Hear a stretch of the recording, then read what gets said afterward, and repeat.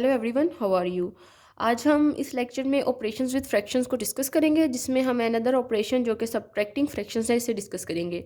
ठीक है, इससे पिछली वीडियो में मैंने फ्रैक्शंस की एडिशन जो थी उसके बारे में बताया था।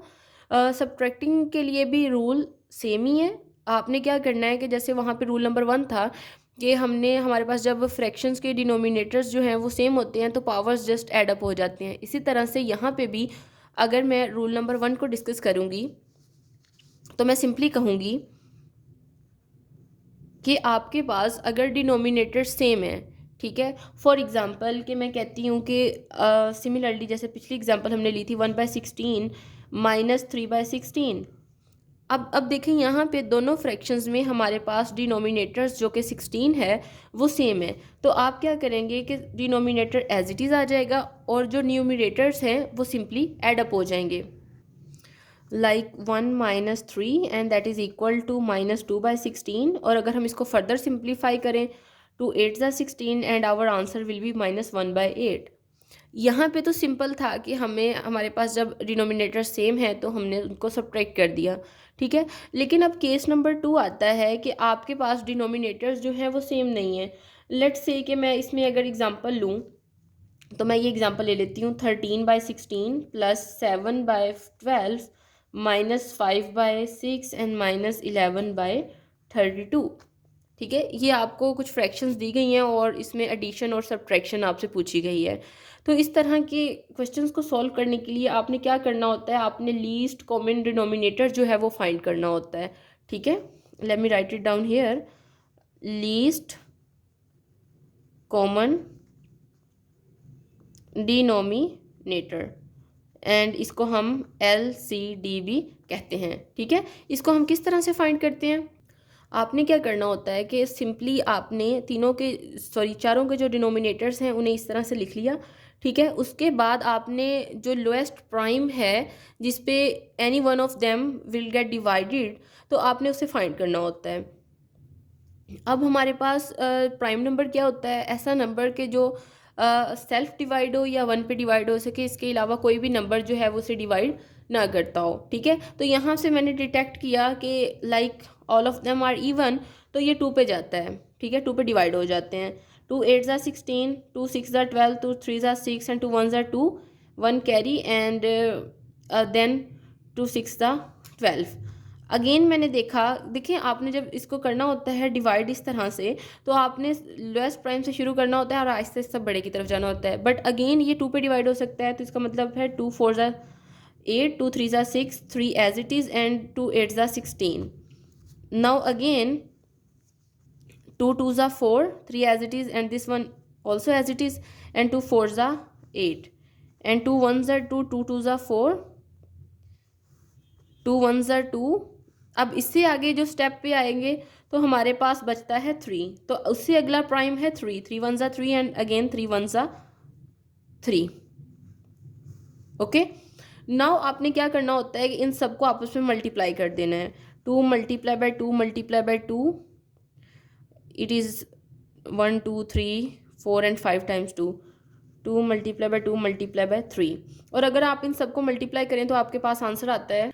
तो स्टूडेंट्स, आप इस तरह से जब आप यहाँ पे इन सबको मल्टीप्लाई करते हैं तो आपके पास 96 आता है, यानी कि जो लोएस्ट कॉमन डिनोमिनेटर है वो आपका 96 है। तो आपने क्या करना है कि सब फ्रैक्शंस को एक सूटेबल नंबर से जो है वो मल्टीप्लाई कर देना है ताकि हर एक के डिनोमिनेटर में 96 आ जाए। ठीक है, तो यहाँ पे मैंने क्या किया, 13/16 को मैं मल्टीप्लाई करूँगी 6/6 से, तो मेरे पास 96 आ जाएगा।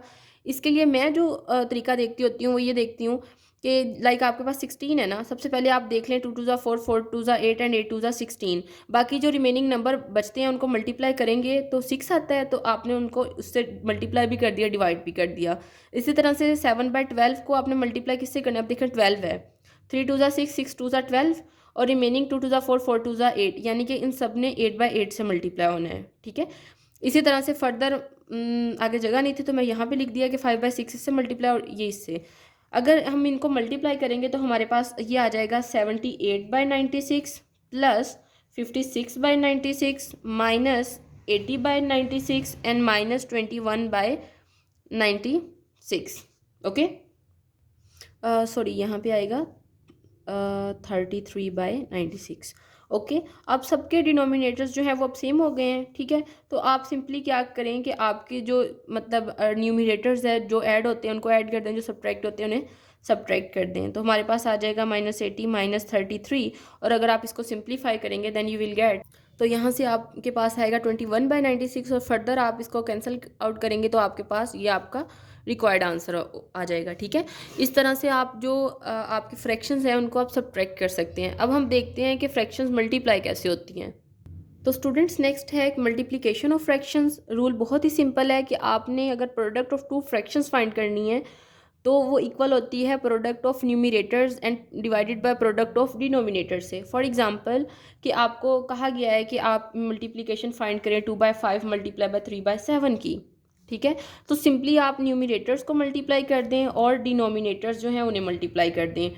जब आप इन्हें मल्टीप्लाई करेंगे तो आपके पास आ जाएगा 3 2 ज़ा 6 एंड 5 7 ज़ा 35 and this is your answer. और इन दिस वे अगर आपके पास कोई बड़ी फ्रैक्शंस भी लिखी हुई हैं कि फॉर एग्जांपल जैसे मैंने सब्ट्रैक्टिंग में किया था कि 13/16 multiply by 7/12 multiply by 5/6 multiply by 11/32, तो इसी तरह से आप क्या कर सकते हैं कि 13 multiply by 7 multiply by 5 multiply by 11 divided by 16 multiply by 12 multiply by 6 multiply by 32, इन सबको आप मल्टीप्लाई करें और अपना जो आंसर है उसे लिखें, तो ये सिंपली आपके पास सॉल्व आउट हो जाएगा, ठीक है।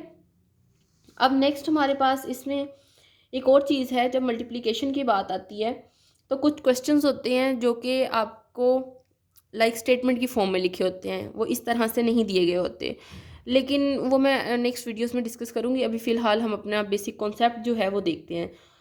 अब हम देखते हैं कि फ्रैक्शंस को डिवाइड कैसे किया जाता है। तो स्टूडेंट्स डिवाइडिंग फ्रैक्शन के लिए आपके पास रूल क्या है कि to divide a fraction invert it and multiply.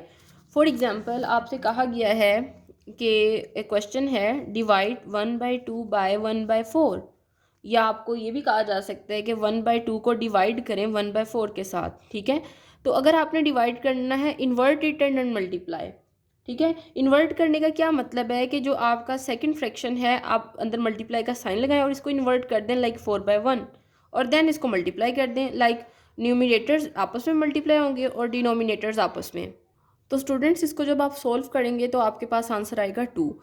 अब इंशाल्लाह ताला नेक्स्ट लेक्चर्स में हम वर्ड प्रॉब्लम्स को डिस्कस करेंगे फ्रैक्शन से रिलेटेड, और देखेंगे कि किस तरह से हम इन्हीं रूल्स को यूज़ करते हुए वर्ड प्रॉब्लम्स जो हैं उनको सॉल्व आउट कर सकते हैं। Thank you so much, this is all about this lecture.